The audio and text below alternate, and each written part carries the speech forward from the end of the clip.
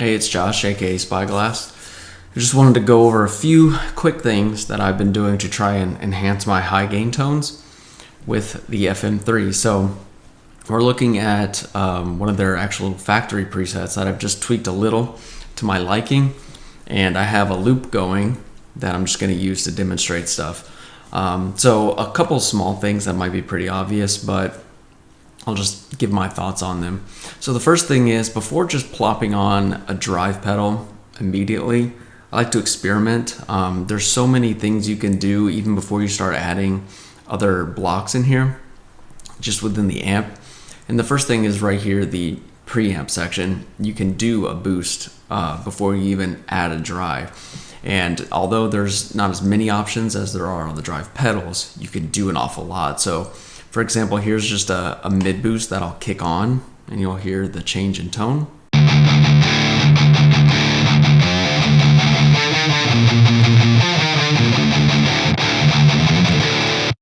But now I'll change the boost and you'll hear a quite different sound.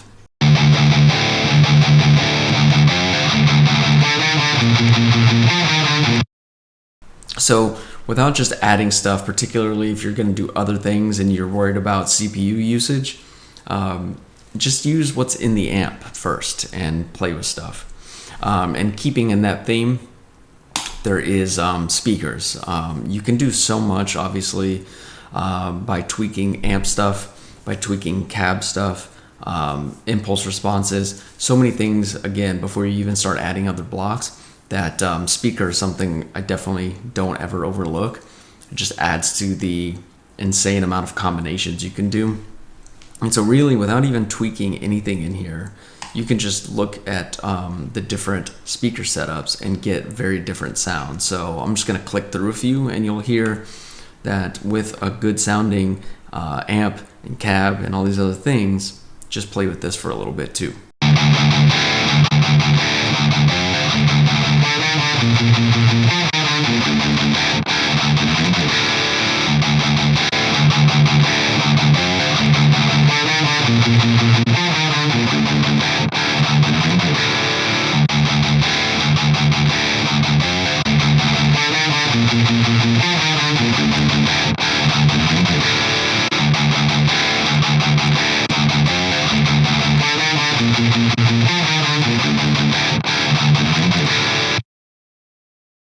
A vast array of tones, and some of them are subtle, but there's so much to choose from. What I always find is you'll get a sound, you're like, dang, that sounds really good, and then you try another speaker or another impulse response and you'll hear a different sound, and you're like, okay, well, that's the new one, and the other one doesn't even sound as good anymore.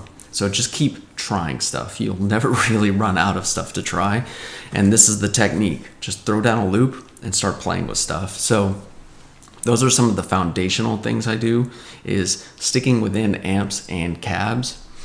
And one other thing within the amp section is output EQ. So it's not a secret that if you just throw a high shelf on something and boost it a little, it just brings everything up. Just take a master track, throw a flat EQ, but then raise a high shelf. It's just night and day. Same thing goes with this. So I just zeroed everything out, and if you just bring up the 8K a little bit, the 4K a little bit, on its own, you're already going to hear an improvement in making a little more bright, a little more full of life in a sense. So let's just hear that real fast.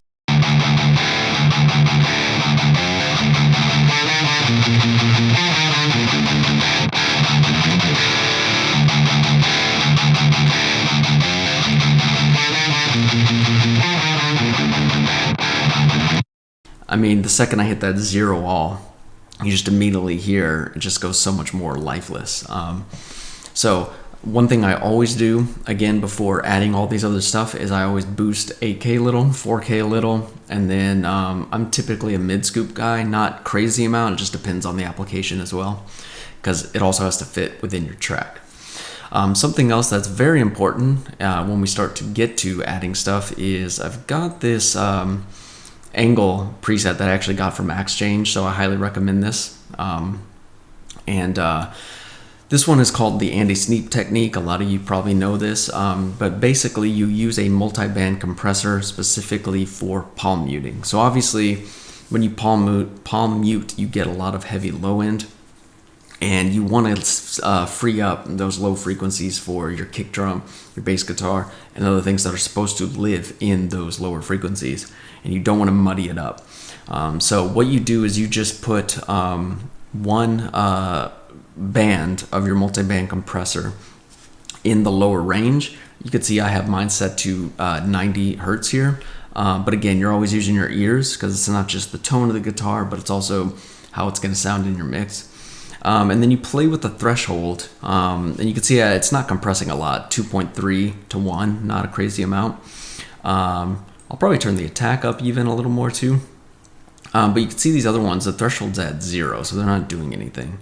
And really what I'm going to do is play it, and then you're going to hear it's going to take out the low end as I'm palm muting. That's why I have this type of loop, so we can hear that palm mute.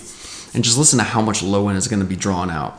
And then what I'm going to do is turn the compressor on and off, so you can just hear a quick A/B and hear how drastically different it's going to sound. So let's do it.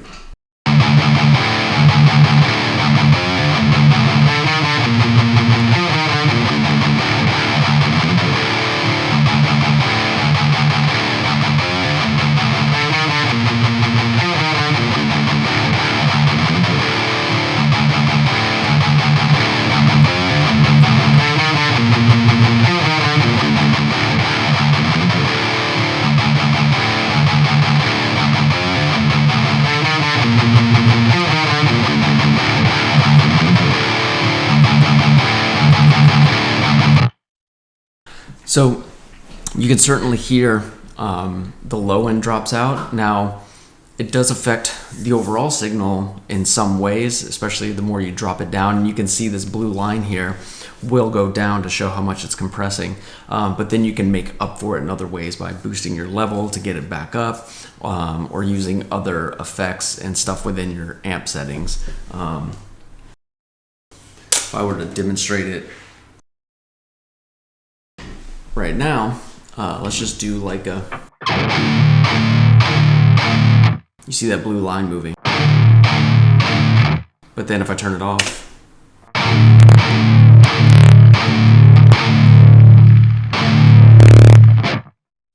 it's a little too intense, and that will muddy up your mix on top of everything else. And you want to be able to hear the articulation of your kick drum, your low toms, and your bass guitar. So you want to cut that out of your sound, and it'll let the frequencies live. It's just when it gets too much, the compressor brings it down.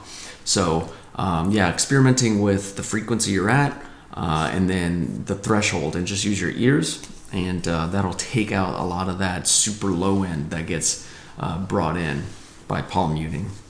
So those are some of the very basic techniques I use with pretty much all heavy presets, just to sort of tighten up the tone.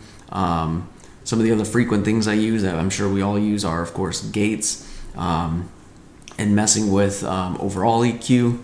And then of course, you don't want to forget your standard compressors, maybe a little bit of filtering, stuff to just sort of get your sound where you want it, but also you want to keep in mind whatever your guitar sound is, it has to live within a mix. So these are my starting points anyway.